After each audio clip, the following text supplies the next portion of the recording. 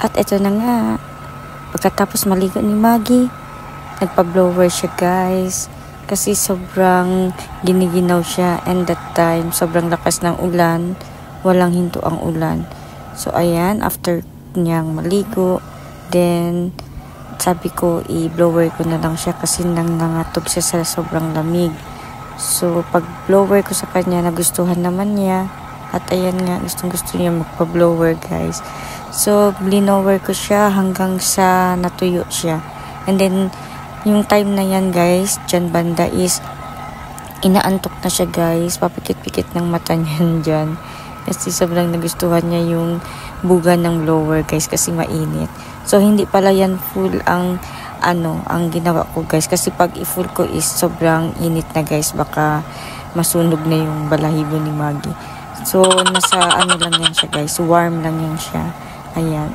Kaya wala yan siya. Hindi yan siya malikot dyan. Ang ganda ng buhay niya guys. Ayan. Higa lang siya.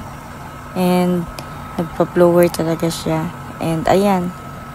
Ang ganda ng buhok niya guys. After niya maligo. Malambot na dahil sa shampoo. Sobrang lambot.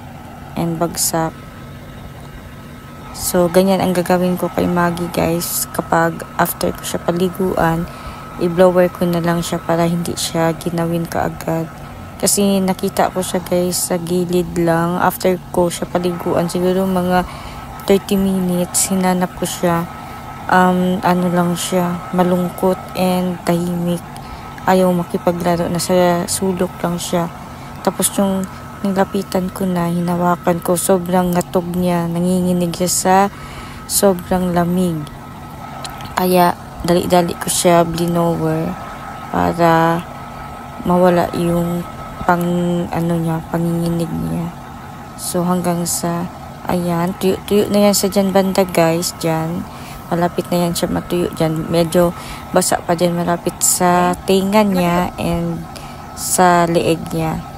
So, ayan guys, kaya kung ako sa inyo, may mga alaga kayong hayop dyan na pinapaliguan nyo, yung inyong mga alagang aso, kapag pinapaliguan nyo guys. So, para madaling matuyo is i-blower nyo na lang. Meron kasi ibang aso guys na takot sa blower, pero sanayin nyo na lang ang inyong mga alaga guys. Masasanay din yan. Si Maggie kasi first time yan. First time ko yan sa blinower at hindi siya nag-react and hindi siya natakot or tumakbo, hindi.